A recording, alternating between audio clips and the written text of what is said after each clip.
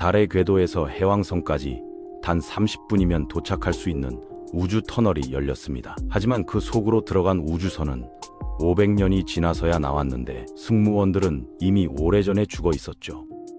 웜홀은 인류가 꿈꾸던 성간 여행의 열쇠였지만 동시에 가장 위험한 함정이 될 수도 있습니다. 일반 상대성 이론은 웜홀의 존재를 허락하지만 물리학의 다른 법칙들은 그것을 금지하려 하거든요.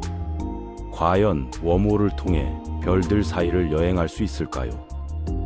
아니면 우리는 영원히 이 태양계에 갇혀 있는 걸까요? 오늘은 웜홀의 가능성과 한계, 그리고 그 속에 숨겨진 놀라운 비밀들을 파헤쳐 보겠습니다. 구독은 유튜브 만드는데 큰 도움이 됩니다. 1848년 에드거 앨런 포는 자신의 마지막 산문 작품 유레카를 출판했는데 비평가들은 혼란스럽고 터무니없다고 평했지만 포 본인은 이것을 자신의 최고 걸작이라 여겼습니다. 이 방대한 텍스트 속에서 포는 성간 공간의 광활함에 대해 이야기하며 공간과 시간이 하나라고 선언했는데 거의 한 세기 후 알베르트 아인슈타인이 같은 결론에 도달했다는 걸 그는 전혀 몰랐죠. 1905년 아인슈타인의 기적의 해에 발표된 특수 상대성 이론은 길이와 시간의 측정값이 관찰자에 따라 달라진다는 걸 보여줬는데 그의 전 스승 헤르만 민코프스키가 이를 더욱 발전시켜 우주를 4차원 시공간 객체로 제시했습니다. 1915년 아인슈타인은 일반 상대성 이론이라는 예상치 못한 세계를 열었는데 이 이론의 언어로 시공간은 정적인 게 아니라 물질과 에너지의 존재에 반응합니다. 시공간의 통일된 구조는 물질의 영향으로 굽어지고 왜곡되며 그 대가로 시공간의 굴곡은 물질의 움직임에 영향을 미치죠. 물리학자 존 휠러는 이를 간단히 요약했는데 물질은 공간에 어떻게 곡선을 그려야 하는지 말하고 공간은 물질이 어떻게 움직여야 하는지 알려준다는 겁니다. 지금 이 순간에도 중력파라 불리는 파문이 지구 위에서 끊임없이 흔들리며 먼 곳의 대격변적 사건들을 전하고 있는데 원자핵 수준까지 측정하면 여러분은 지나가는 파도에 부드럽게 늘어나고 조이는 걸 느낄 수 있을 겁니다. 일반 상대성 이론 자체는 아름답고 잊을 수 없지만 때로는 복잡하고 혼란스러운데 이는 일반 상대성 이론이 단순한 자연물리 이론 이상이기 때문입니다. 일반 상대성 이론은 기계거든요. 여러분은 입력으로 특정한 물질 배열에서 시작해 상대성 이론 방정식에 먹이를 주면 그 물질이 자신의 중력에 의해 어떻게 행동할지 답이 나오는데 일반 상대성 이론은 그 물질 배열이 진짜든 아니든 신경 쓰지 않습니다. 무엇이 가능하고 무엇이 불가능한지 결정하는 건 여러분의 몫이죠. 실제로 물리학에서 상대성 이론만이 유일한 게 아니었는데 뉴턴의 만유인력 법칙도 비슷했습니다. 아인슈타인이 상대성 이론을 개발한 직후 약간의 진전이 있었는데 칼 휴바르츠 실트는 제1차 세계대전 참호에서 가능한 가장 단순한 물질 배열을 포함하는 해법을 찾았습니다. 휴바르츠 실트는 상대성 이론 기계에 태양계와 비슷한 무언가를 입력했는데 이 해법은 태양계를 모방하기 위한 것이었지만 그 안에는 또 다른 무언가가 담겨 있었죠. 바로 특이점의 가능성이었습니다. 물질 덩어리가 일정 한계 이하로 압축되면 계속 붕괴해 자신의 중력 웅덩이가 너무 강해져 무한한 밀도의 단일점이 되고 그 주위는 일방향 막인 사건의 지평선으로 둘러싸인다는 거였는데 대부분은 그 생각을 비웃었습니다. 실제로 아인슈타인 자신도 이를 거부했는데 1939년 논문에서 그는 어떤 대상도 중력이 다른 모든 힘을 이길 정도로 줄어들 수 없다고 주장했습니다. 당시 얼어붙은 별이라 불렸던 블랙홀은 우주에 존재할 수 없었던 거죠. 하지만 로버트 오펜하이머는 이에 동의하지 않았는데 아인슈타인의 출판 몇 달 후 오펜하이머는 제자 하틀랜드 스나이더와 함께 중성자별의 최대 질량을 막 알아냈고 그 별들이 질량 제한을 넘으면 어떤 일이 일어날지 궁금해했습니다. 오펜하이머와 스나이더는 아인슈타인과 정반대의 결론에 도달했는데 물리학에 대한 나머지 지식을 접어두면 충분히 거대한 별의 무한 중력 붕괴를 막을 수 있는 게 사실상 아무것도 없다는 걸 발견했거든요. 그들의 논문에는 분명히 이렇게 적혀 있었는데 별은 먼 관측자와의 소통을 차단하는 경향이 있고 오직 중력장만이 계속된다는 거였습니다. 하지만 두 사람이 논문을 발표한 바로 그날 독일이 폴란드를 침공했고 그들의 연구는 수십 년 동안 잊혀졌으며 오펜하이머 자신도 맨해튼 프로젝트와 그에 따른 정치에 휘말려 다시는 천체 물리학 미스터리로 돌아가지 않을 거였죠. 그럼에도 불구하고 시간이 지나면서 그 변화는 부인할 수 없는 존재가 되었고 블랙홀은 실제로 존재하며 가능했습니다. 오펜하이머가 미국 정부를 위해 철의 장막 뒤에서 일하는 동안 소련 천문학자 이고르 노비코프는 방정식이 만들어낸 또 다른 무언가를 보았는데 블랙홀에는 쌍둥이가 있다는 겁니다. 1935년 모스크바에서 태어난 노비코프는 빠르게 모스크바 대학에서 지도자 직책으로 승진했는데 그의 개인사에 대해서는 물리학자로 일했다는 것 외에는 거의 알려진 바가 없습니다. 소련에서 연구하는 건 까다로운 일이었는데 연구가 소련 이념과 충돌하지 않도록 해야 했고 자주 주정부 지원 우선 과제로 불려가서 전 세계 과학자 공동체에 알려질 희망이 거의 없었거든요. 노비코프의 1964년 위대한 계시는 중력에 대한 단순한 깨달음에서 비롯되었습니다. 만약 우리가 공을 공중에 던져잡는 영상을 찍는다고 상상해 보세요. 하지만 우리는 영리하게 프레임을 잡아서 손이 보이지 않게 하고 공이 위아래로 움직이는 것만 보여주는데 만약 우리가 그 영상을 역재생하면 눈치챌 수 있을까요? 앞뒤로 돌리는 동작은 모두 동일하게 보일 텐데 단지 위아래로 움직이는 것뿐이죠. 상대성 이론 수학도 유사한데 프로세스가 진행되고 있는지 아니면 시간을 거꾸로 돌리는지 구별할 방법이 없습니다. 중력은 일반 상대성 이론을 포함해서 시간 방향을 신경 쓰지 않거든요. 블랙홀은 일반 상대성 이론에 대한 특정한 해이고 1964년 노비코프는 블랙홀 방정식을 역으로 실행할 수 있다는 걸 깨달았습니다. 입자를 영원히 가두는 대신 입자를 영원히 방출할 수도 있는데 블랙홀 대신 화이트홀일 수도 있다는 거였죠. 노비코프는 천문조사에서 나타나는 신비로운 밝은 체를 설명하기 위해 이 아이디어를 제안했지만 그가 소련에 있고 철의 장막 뒤에 있었기 때문에 그의 연구는 서방 과학자들로부터 대체로 무시되었습니다. 화이트홀은 정말 이상한 존재일 텐데 어쩌면 블랙홀보다 더 이상할 수도 있거든요. 화이트홀은 여전히 중심에 특이점이 있겠지만 사건의 지평선과는 반대되는 반지평선으로 둘러싸여 있고 여전히 질량을 가지고 있어서 중력으로 끌리긴 하지만 결코 들어갈 수는 없습니다. 반지평선은 블랙홀의 사건의 지평선이 밖으로 이동하는 것을 금지하는 것과 똑같이 안쪽 이동을 금지하는데 만약 처음 화이트홀이 형성되었을 때 그 안에 있었다면 오래 머무르지 않을 겁니다. 빛의 속도보다 빠르게 밀려나가며 마치 저항할 수 없는 홍수강처럼 화이트홀을 빠져나가는 거죠. 화이트홀은 완전히 비워질 때까지 물질과 방사선을 계속 방출할 텐데 결국 맨 특이점과 그 반지평선으로만 이루어지게 됩니다.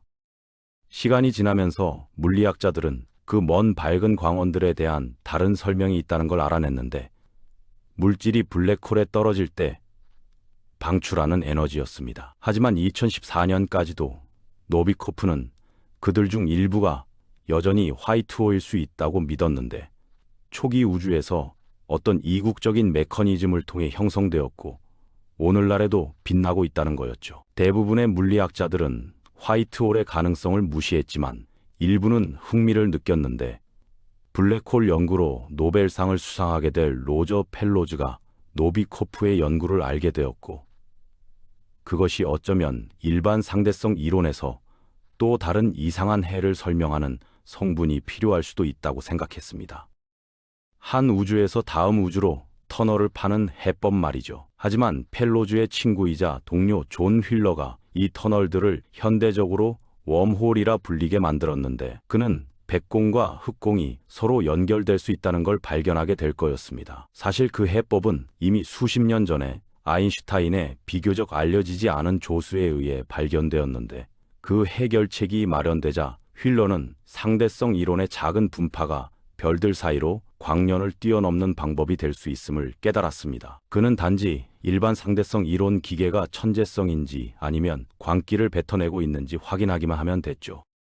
유럽과 북미 전역에서 온 약 12명 정도의 남녀들은 자연의 내부 작동 원리를 깊이 들여다보았습니다. 그들은 기발한 수학적 증명을 고안하고 획기적인 실험들을 만들어냈는데 그들은 모두 한마디로 천재였죠. 하지만 그들 모두는 피할 수 없는 같은 문제를 안고 있었는데 그들은 알베르트 아인슈타인의 그림자 속에 살았습니다. 마이클 펠프스 옆에서 수영장에서 두 번째로 수영을 잘하는 것 같은 거였는데 아인슈타인의 협력자들이 방 안에서 가장 똑똑한 사람으로 1등을 차지할 희망은 없었거든요. 하지만 그래도 아인슈타인 자신은 그들을 깎아내리거나 무시하지 않았고 대신 자주 그들에게 도움을 요청했습니다. 네이선 로제는 1934년 프린스턴에 새로 설립된 고등연구소에서 처음으로 아인슈타인을 만났는데 로제는 똑똑하고 유능하며 근면했습니다. 그는 심지어 발견 이전의 원자핵에 대한 대체로 올바른 모델을 제안하기도 했는데 하지만 그의 지성과 다른 업적에도 불구하고 아인슈타인과의 협업이 없었다면 오늘날 그의 이름이 이렇게 자주 언급되지는 않았을 겁니다. 로제는 프린스턴에서 몇 달을 보낸 후에야 전설적인 물리학자를 만날 용기를 냈는데 그가 천재의 문을 조심스럽게 두드리자 아인슈타인은 또 다른 협력자인 수학자 월터 마이어와 깊은 대화를 나누고 있었죠. 하지만 즉시 아인슈타인은 젊은 로젠을 안심시켰는데 로젠이 몇 년 후 회상하길 나는 그의 통일장 이론 방정시해에 관한 내 연구에 대해 이야기했고 그는 관심을 보였고 많은 질문을 했다는 겁니다. 잠시 후 그는 자신이 하는 일에 대해 이야기하기 시작했고 내가 깨닫기도 전에 우리 셋은 그의 현재 문제에 대해 활발히 토론하고 있었죠. 이후 3년간의 파트너십이 이어졌는데 공식적으로 로제는 아인슈타인의 석이었지만 그들의 관계는 우정에 더 가까웠습니다. 로제는 특히 중력을 전자기학과 통합하려는 아인슈타인의 실패한 시도에 관심을 가졌는데 대부분의 다른 물리학자들은 어리석고 잘못된 행동이라고 비웃었지만 아마도 그것이 그들의 유대감을 강화하는 데 도움이 되었을 겁니다. 그들이 함께한 시간 동안 로제는 상대성 이론 기계로부터 놀라운 새로운 결과를 제안했습니다. 당시 아인슈타인은 자신의 이론들의 특이점이 나타나는 것에 특히 좌절하고 있었는데 이와 더불어 그는 아원자 입자를 크기도 공간적 범위도 없는 것으로 보는 경향에 대해 똑같이 좌절했습니다. 그는 두 가지 문제를 모두 해결할 방법을 찾았고 로젠이 그 방법을 생각해냈죠. 로젠과 아인슈타인은 블랙홀에 떨어져 사건의 지평선을 넘는 선을 따라가는 상상을 했는데 보통 우리는 이것이 이야기의 끝이라고 생각합니다. 선은 사건의 지평선을 넘고 나머지 우주와 차단되어 영원히 존재하며 중심의 특이점에서 궁극적인 운명을 맞이하는 거죠. 하지만 로제는 급진적인 제안을 했는데 만약 그 선이 계속 이어질 수 있다면 어떨까요? 어떤 기하학적 구성이 특이점을 완전히 피하게 할 수 있을까요? 흥미로운 질문이었고 로제는 딱 그 기계를 가지고 있었는데 바로 일반 상대성 이론이었습니다. 로제는 이 선을 따라가면 결국 우주로 돌아오겠지만 시작한 곳은 아니라는 걸 발견했는데 그 선은 우주의 여러 영역 사이의 다리를 형성할 것이고 여러 경로, 심지어 지름길도 있을 수 있다는 거였죠. 그들의 이론을 완성하기 위해 로젠과 아인슈타인은 특이점을 제거하는 이 해법을 전자기장으로 추가했는데 또한 아원자 입자의 외관과 성질을 설명할 수 있기 때문이었습니다. 안타깝게도 시도는 실패했고 이 아인슈타인 로젠 다리로 불리게 된 다리들은 상대적으로 잊혀졌습니다. 그래서 미국의 물리학자 존 아치볼드 휠러가 등장하기까지 20년이 더 걸렸는데 휠러는 네이선 로젠의 이 희귀한 아이디어를 부활시키고 다리에 새로운 이름을 붙였습니다. 바로 웜홀이었죠. 휠러는 질문들을 정상화하려는 욕구가 있었는데 어머니는 그가 4살 때 욕조에서 물장구 치다가 갑자기 멈춰서서 그녀를 올려다보며 물었던 날을 회상했습니다. 끝까지 다가가면 무슨 일이 일어나나요? 그리고 실제로 그는 그 어린 시절의 호기심과 약간의 어린 시절 버릇들을 결코 놓지 않았는데 특히 계단을 최대한 빨리 내려가는 것을 즐겼습니다. 바로 이 무한한 에너지가 아무도 감히 탐구하지 못하는 질문들을 탐구할 수 있게 해줬는데 특히 로젠과 아인슈타인의 신비로운 다리들이었죠. 휠러는 그들이 성간 여행을 위한 메커니즘을 제공할 수 있다는 것을 깨달았는데 다리들이 단순한 수학적 구조물이 아니라 우주 공간에 있는 터널이라는 것이고 더 짧게 줄일 수 있다는 거였습니다. 원칙적으로 느긋한 산책이나 계단을 달려 내려가는 것의 차이 같은 거죠. 하지만 이 사실을 깨달은 직후 그는 만약 웜홀을 통해 여행하려 한다면 즉시 파괴될 것이라는 걸 알았습니다.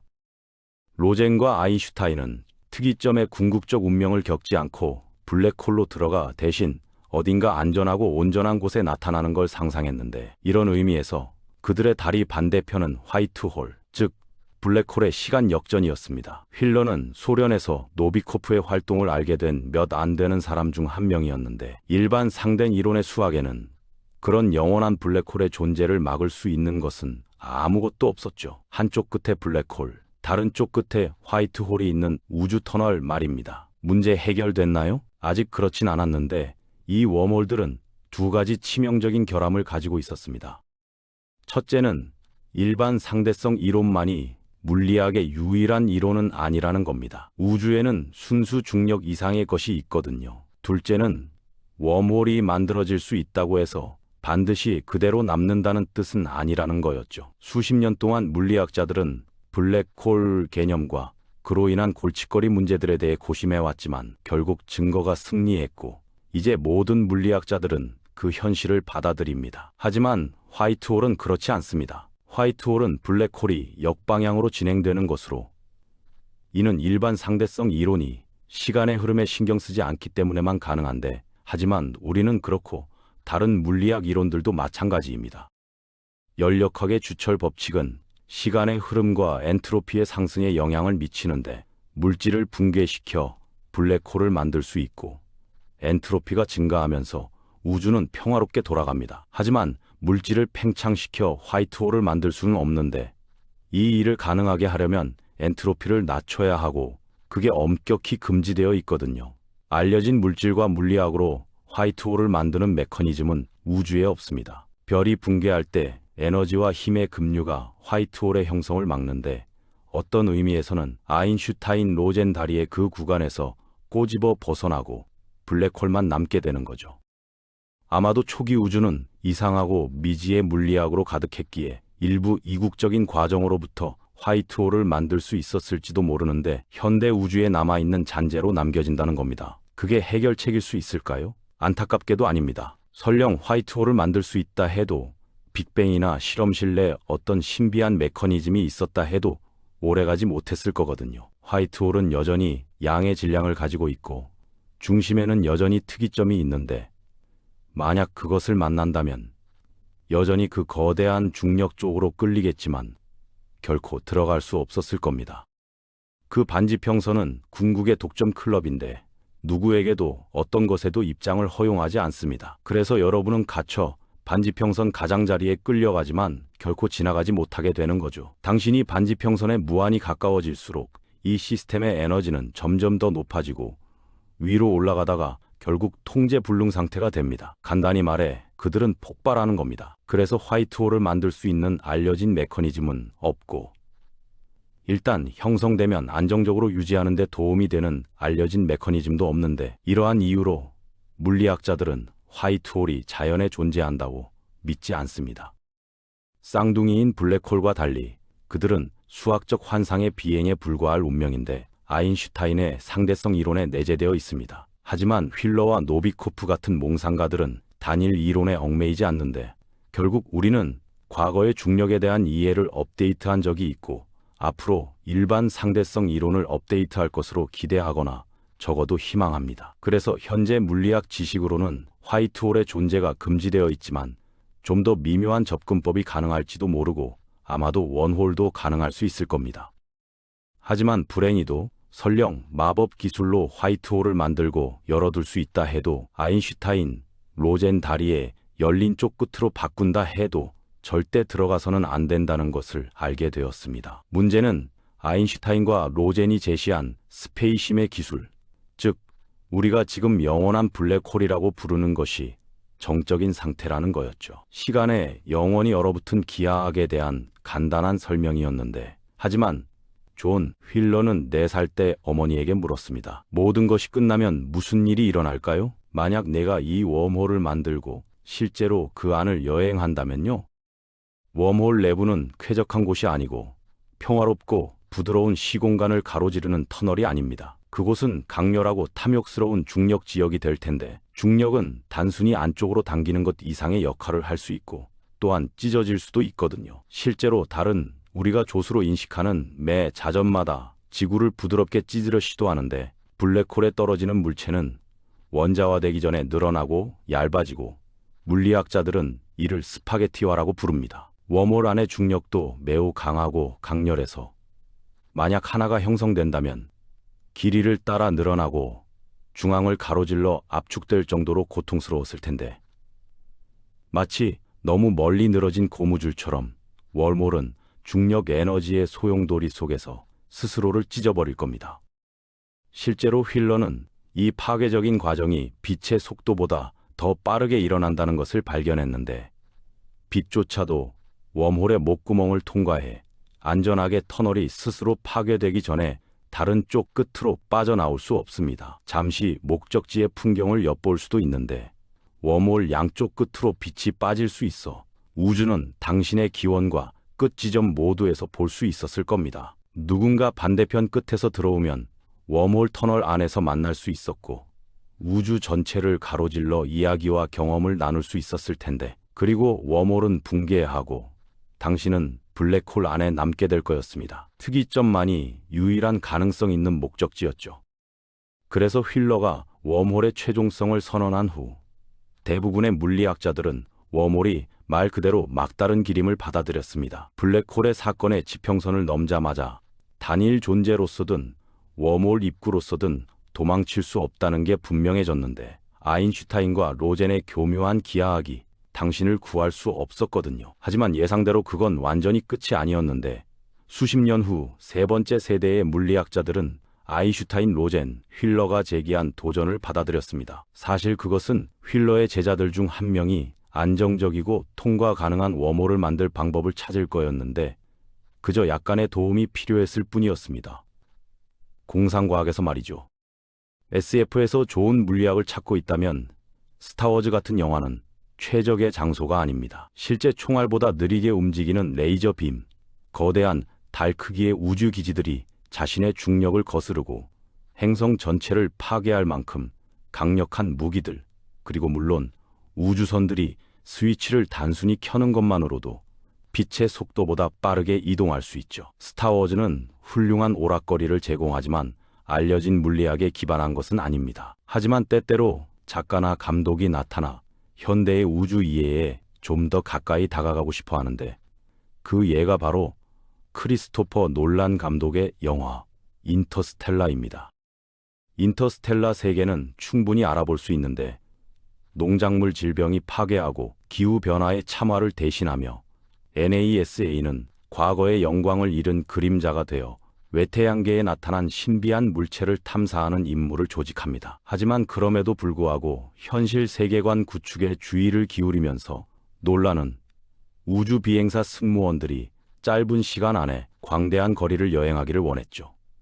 그래서 그는 물리학자이자 상대성 전반의 전문가이며 노벨상 수상자인 킥손을 영입해 아이디어를 도와달라고 했습니다. 손이 이야기를 전하길 크리스는 빛의 속도보다 빠르게 우주를 여행하는 것을 협상할 수 없는 것으로 여겼고, 그 표현을 우리의 브레인스토밍에 사용했다는 겁니다. 손에게는 빛보다 빠른 이동은 불가능했지만 논란을 완전히 거부하는 대신 그는 타협하고 가능한 해결책을 제시했는데, 바로 웜홀이었습니다. 안정적이고 이동 가능한 시공간 지름길 말이죠. 확실히 약간 환상적인 기술이긴 하지만 현대 물리학에서 완전히 배제된 것은 아니었는데, 실제로 누군가가 알았다면 손은 알았어야 했습니다. 1980년대에 또 다른 유명한 친구이자 전설적인 과학 커뮤니케이터 칼 세이건을 도우던 손 자신이 이 사실을 깨달았거든요. 세이건의 소설 컨택트에서 인류는 웜홀을 만드는 방법에 대한 지침을 받고 팀이 그 속을 통해 여행을 떠나는데, 한 대화에서 세이건은 캐릭터들이 어떻게 가능할지 곰곰이 생각하길 원했지만 등장인물들이 무슨 말을 해야 하는지 알지 못했습니다. 그래서 그는 나중에 논란처럼 손에게 도움을 청했는데, 물론 그때쯤이면 웜홀은 이미 치명적으로 불안정한 것으로 알려져 있었습니다. 그래서 손과 그의 협력자들은 그들을 안정시키려 했죠. 이 아이디어는 진지하게 의도된 이론 물리학 도전이 아니었는데 실제로 1988년 마이클 모리스와 공동 저술한 그의 논문은 제목이 시공간 내 웜홀과 성간 여행에 대한 활용이며 부제는 일반 상대성 이론을 위한 교육 도구라고 표명했습니다. 손에게는 평소와 다름없는 일이었는데 그는 한 인터뷰에서 제가 해온 거의 모든 일은 전혀 계획하지 않았던 일들이었다고 말한 적이 있거든요. 로젠, 아인슈타인, 휠러의 연구는 단순히 효과가 없었는데 화이트홀은 안정적이지 않으며 만약 만들 수 있다고 가정할 때 그들이 블랙홀과 형성하는 다리들도 일시적일 뿐이었습니다. 그래서 웜홀을 유용하게 만드는 것은 손의 전문 용어로 두 문제를 동시에 해결해야 했죠. 첫째, 입구를 블랙홀 사건의 지평선 밖에 설치해야 하는데 그것이 특이점에서의 파멸을 피하는 유일한 방법입니다. 둘째, 통로 자체를 안정시키고 벽에 압력을 가해 벽이 한순간에 쓰러지지 않도록 해야 했는데 손은 우주의 한 가지 간단한 속임수를 발견했고 이는 일반 상대성 이론 방정식 내 두 가지 문제를 모두 해결할 수 있었습니다. 보통 대부분의 물리학자들은 한 방향으로 일반 상대성 이론을 사용하는데 물질과 에너지의 배열이 주어지면 스페이시메에서 생성된 공률을 계산합니다. 그곳에서 중력력을 계산하고 시스템의 미래 행동을 예측할 수 있죠. 하지만 손은 이 방정식들을 거꾸로 계산했는데 그는 특정 시공간 구조를 가지고 시작했습니다. 우주의 두 영역을 잇는 웜홀 다리와 방정식에 그 터널을 안정시키기 위해 필요한 물질과 에너지를 질문했는데 항상 의무감에 집착하고 현실 우주에서는 무엇이 가능하고 불가능한지에 대해 무지한 상대성 이론 기계는 응답을 제시했습니다. 바로 음의 질량이었죠.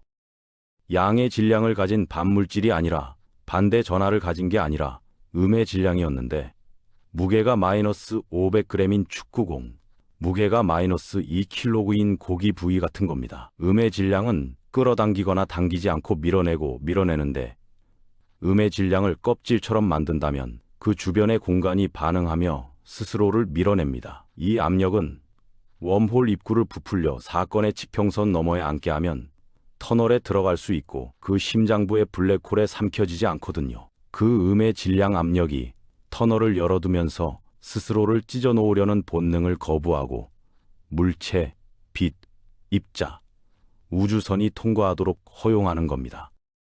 거기 있었는데 차가운 상대성 이론 수학 속에서 작동하는 웜홀의 열쇠가 드러난 거였죠. 하지만 한 가지 문제가 있었는데 음의 질량은 어디에 있을까요? 수십 년간의 탐색과 실험에도 불구하고 물리학자와 천문학자들은 음의 질량, 이국적인 물질이라 불리는 것을 찾지 못했습니다. 그리고 실제로 존재한다 해도 그것은 운동량과 에너지에 대한 우리의 가장 근본적이고 소중한 개념에 심각한 문제를 제기할 텐데 예를 들어 이국적인 물질은 힘에 반응할 때 반대로 행동할 수 있거든요. 음의 질량이 있는 축구공을 차면 앞으로 나아가지 않고 뒤로 날아가고 떨어뜨리면 하늘로 날아갈 겁니다.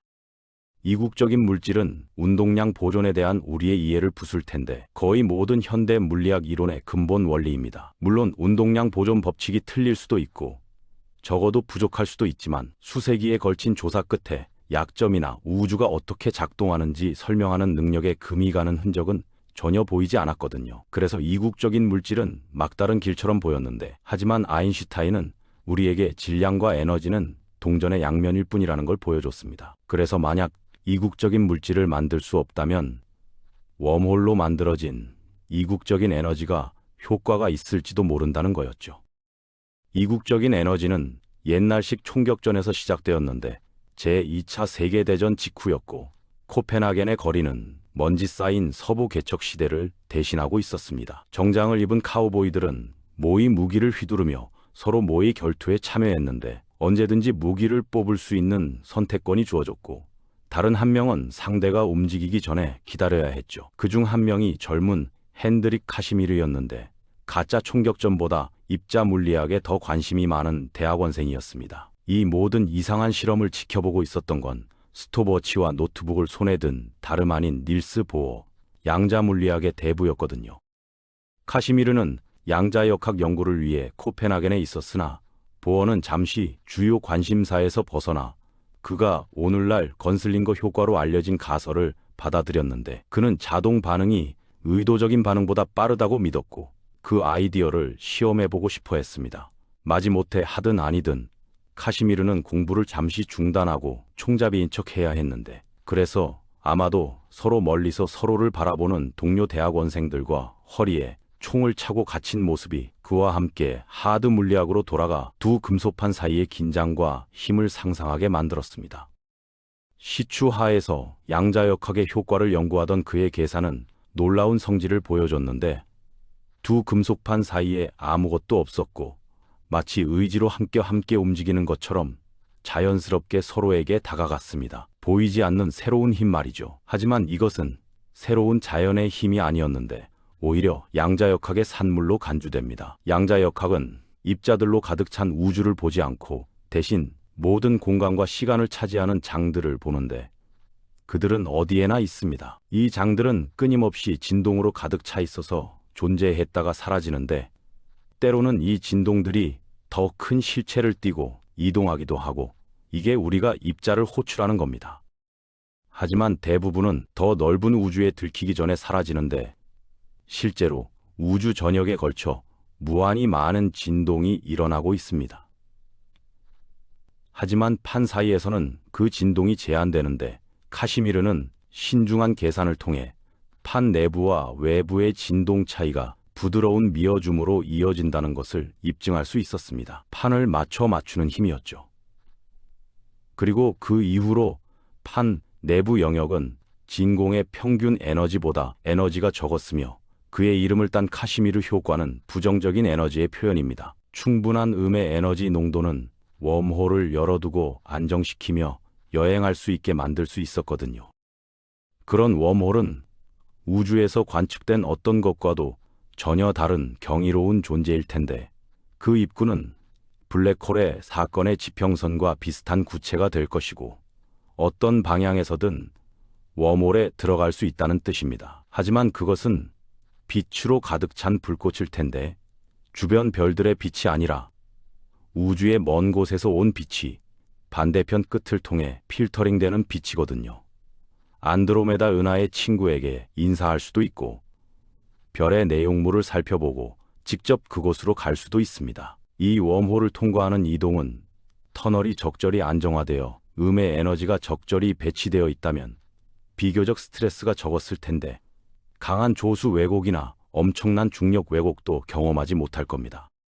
비록 당신의 외부 우주 관점은 웜홀 터널의 독특한 기하학적 특성 때문에 매우 왜곡되겠지만 상처 없이 통과할 수 있고 수십, 수백, 수백만 광년을 건너뛰며 문제없이 이동할 수 있을 겁니다. 적어도 원칙적으로는 말이죠. 다시 한번 상황은 겉보기만큼 단순하지 않은데, 우리는 일반 상대성 이론과 같은 물리 법칙을 가지고 있지만 보통 이 법칙들 안의 수학은 단순한 물리적 우주를 넘어 훨씬 더 넓은 범위를 가집니다. 예를 들어 블랙홀처럼 우리 우주에서는 상대성 이론에 대한 어떤 해가 허용되고 화이트홀처럼 다른 해는 허용되지 않는데, 그래서 이 문제를 해결하는 데 도움이 되도록 수십 년간 물리학자들은 어떤 해법이 허용되고 어떤 것이 허용되지 않는지 안내하는 규칙을 개발해 왔습니다. 이 규칙들을 에너지 조건이라고 부르는데, 강한 조건, 우성, 약한 조건 등 다양한 조건이 있어서 일반적으로 에너지가 어떻게 행동할 수 있는지 알려줍니다.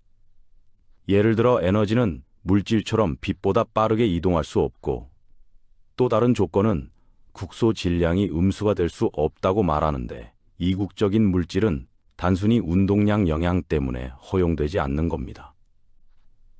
카시미르 효과는 약한 에너지 조건, 즉 에너지가 항상 양이어야 한다는 규칙을 위반하지만, 물론 이는 판 사이의 초곡소 공간에서만 해당됩니다. 만약 더 큰 부피를 포함해 평균을 내면 판과 주변 환경의 총 에너지는 양수이며 에너지 상태가 회복되거든요. 이러한 에너지 조건 중 어느 것이 대규모 규모에서 위반될 수 있는지는 물리학에서 아직 미해결 질문인데 그들은 맞는 것 같지만, 다시 말하지만 중력에 대한 우리의 경험에 기반한 추측일 뿐입니다. 카시미르 효과 같은 양자 이상한 현상이 충분히 발전한 문명에 의해 증폭될 수 있다는 게 이상할 수도 있는데, 실제로 양자 이론은 수많고 심지어 무한한 웜홀의 존재를 예측합니다. 끊임없이 진동하고 사라지며 나타나고 사라지는 양자장들이 보이지 않는 바다를 만들어내고, 이 입자들은 다시 작은 규모에서 시공간을 교란하고 교란시키는데 이를 양자폼이라고 부릅니다. 부서지고 통제불능의 시공간 바다는 시간과 공간의 작은 규모로 작동해 눈에 띄지 않는데 그 거품에는 무수한 미세한 웜홀이 들어있습니다. 아마도 손이 1988년 논문에서 생각했듯이 고도로 발전한 문명은 이런 초작은 웜홀 중 하나를 양자폼에서 차지할 수 있고, 그것들을 뽑아내어 조심스럽게 거시적 비율로 확대할 수 있을 겁니다. 아마도 그들은 대규모 규모에서 에너지 조건을 위반할 방법을 찾을 수 있을 텐데, 카시미르와 유사한 효과가 판 사이의 미세한 거리에서 은하간 길이까지 확장되도록 하는 거죠. 어쩌면 그 문명이 그 기술을 이용해 용감한 승무원들이 먼 별들로 여행하는 것을 가능하게 할 수도 있습니다. 하지만 작동하는 웜홀은 아무리 매혹적으로 들릴지라도 단순한 먼 은하로 가는 다리가 아닙니다. 또한 과거로 통하는 터널이기도 하거든요. 파티 초대장을 받았는데 위치는 케임브리지 대학교이고, 더 정확한 정보가 필요하다면 파티 좌표가 북위 52도 12분 21초, 동경 0도 7분 47초이며 파티 이벤트는 2000년 6월 28일 정오에 진행됩니다. 샴페인이 있을 거고, 주최자는 바로 유명한 천체 물리학자 스티븐 호킹인데, 바로 그 장소에서, 그리고 더 중요한 것은 시간이었습니다. 호킹은 예약한 방에 도착해 샴페인을 한 모금 마시고 기다렸는데 몇 시간 동안 아무도 나타나지 않자 그는 떠났고, 그 다음 파티가 끝난 후에야 초대장을 나눠줬습니다. 시간 여행자들을 위한 파티였는데 손님이 없다는 것은 시간 여행이 불가능하다는 합리적인 실험적 증거로 보였습니다. 먼 미래에 누가 스티븐 호킹을 만날 기회를 거절하겠냐는 거였죠. 하지만 호킹 자신은 완전히 낙담하지 않았는데, 초대장 사본이 어떤 형태로든 수천 년에 남아있기를 바랐고, 언젠가 미래에 사는 누군가가 정보를 찾아 웜홀 타임머신을 이용해 내 파티로 돌아올지도 모른다고 생각했습니다. 그래서 그의 말이 맞았던 걸까요? 웜홀이 시간 여행의 열쇠를 쥐고 있을까요? 우리가 관찰한 바로는 과거로의 시간 여행은 불가능한데, 그럼에도 불구하고 상대성 이론 기계는 방정식이 허락하는 대로 다시 한번 문제를 일으키는 듯합니다. 물리학에 대한 우리의 지식이 현재 상태에서 발전하고, 우리가 에너지 조건을 조정해 이국적인 물질이나 음의 에너지로 유지된 작동 가능한 횡단 가능한 원홀을 건설한다면 장치를 만들고 빛보다 빠르게 별들 사이를 뛰어다닐 수 있습니다. 물론 지역에서는 절대 아니었는데, 상대성 이론에 따라 빛보다 빠르게 움직이는 자신을 절대 측정하지 않을 겁니다. 그럼에도 불구하고 출발 소식이 도착하기 전에 목적지에 도달할 수 있는 상황에 도달할 수 있죠. 그 다음 웜홀의 한쪽 끝을 거의 빛의 속도에 가깝게 가속시키는데, 사실 어디로 가져가든 상관없습니다. 중요한 건 빠르다는 거거든요. 그 결과 특수 상대성 이론에 따르면 웜홀 끝은 시간 지연을 겪으며 시계가 반대편 끝과 동기화되지 않게 됩니다.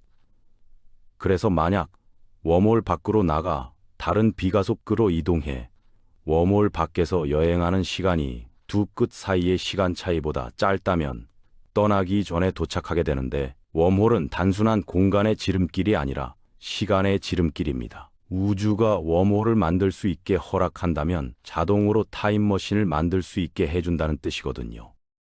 하지만 시간 여행은 너무나 많은 역설을 열어주기 때문에 대부분의 물리학자들은 이 이유를 웜홀이 불가능한 충분한 증거로 제시하는데, 하지만 왜 우리는 시간을 이동할 수 없을까요? 예를 들어보세요. 웜홀을 만드는 기계가 있고 웜홀을 켤 수도 있고 끌 수도 있습니다. 그래서 웜홀을 켜고 과거로 여행한 다음 웜홀을 끄는 거죠. 아니면 폭탄을 터뜨려서 전체 웜홀 만드는 기계를 완전히 파괴할 수도 있는데, 하지만 웜홀이 꺼졌거나 파괴되었다면 어떻게 과거로 돌아가서 이걸 끌 수 있나요? 이것은 단지 시간 여행에 내재된 수많은 역설들 중 한 가지 예일 뿐인데, 그래서 깊이 있게 웜홀 5를 연구한 누구나 시간 여행의 어려움에 직면하고 그에 맞춰 해결책을 고안할 수밖에 없었습니다. 화이트홀의 아버지인 노비코프 자신이 자기 일관성 원리를 창안했는데, 그는 아마도 시간 여행은 허용되지만 과거가 변하지 않는 제한된 경우에만 허용된다고 생각했습니다. 예를 들어 웜홀 입구 쪽으로 소행성을 던지는데 마지막 순간 진입 직전에 또 다른 소행성이 날아와 당신의 비행기를 궤도에서 벗어나게 만드는 거죠. 여전히 웜홀로 들어가지만 예상하지 않았던 궤적을 따라가는데, 소행성은 웜홀을 통과해 자신의 과거로 나오지만 웜홀에 들어가기 직전에 스스로와 충돌합니다. 그래서 우주의 역사는 변함없이 과거는 변하지 않는 거죠. 어떤 알 수 없는 메커니즘이 과거가 바뀌지 못하게 막고 있는 겁니다.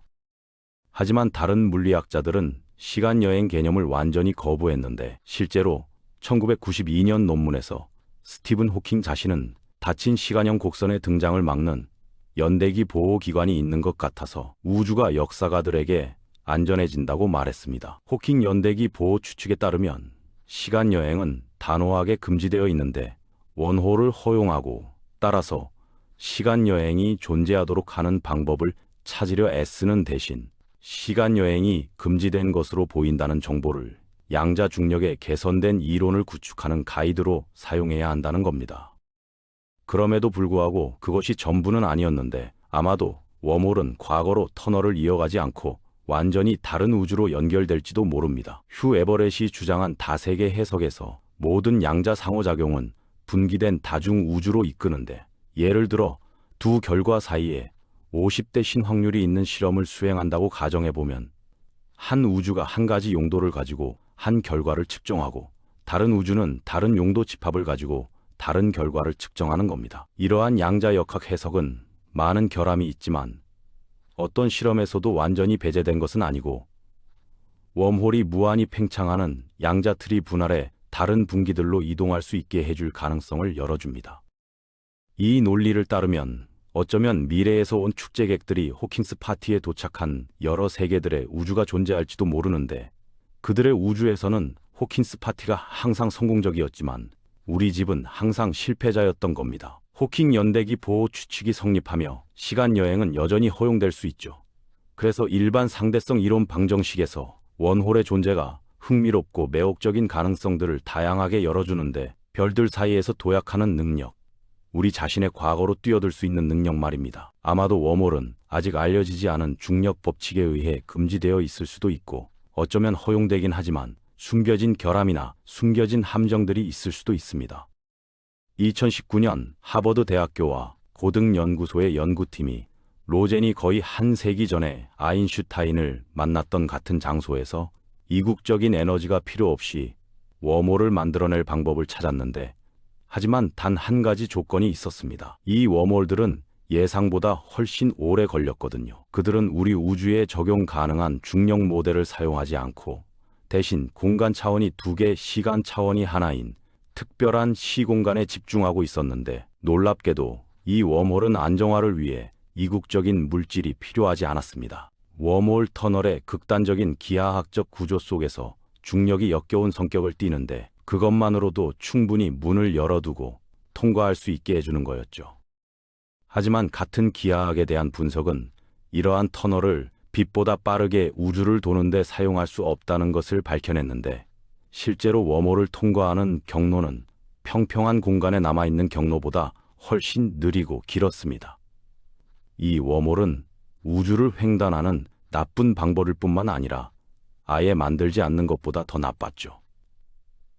솔직히 연구자들은 이 웜홀을 연구하기 위해 수정된 스페이심의 구조를 사용했는데, 그 구조는 물리적 우주와 같지 않지만 원무 어쩌면 충분히 가능할 수도 있다는 걸 보여줍니다. 하지만 쓸모없을 수도 있죠. 이러한 최근 발견에도 불구하고 일반적으로 우리 우주에서는 대부분의 물리학자들 사이에 합의가 있는데, 궁극적으로 웜홀은 허용되지 않는다는 겁니다. 하지만 여전히 물리학을 공부하기 위해 유용할 수 있는데, 중력과 양자역학의 새로운 아이디어를 시험하는 놀이터로 상상할 수 있는 가장 극단적인 구성 중 하나이기 때문입니다. 그들의 이상한 행동을 우주의 미지의 영역들을 탐색하는 대상으로 삼아 하지만 현재 우리에게 숨겨진 지식의 구석들까지 파헤칠 수 있죠. 스티븐 호킹이 말했듯이 웜홀, 시간여행, 양자중력을 이해하는 어려움을 되돌아볼 때 신은 주사위를 던지지만 가끔 보이지 않는 곳에 던지기도 한다는 겁니다.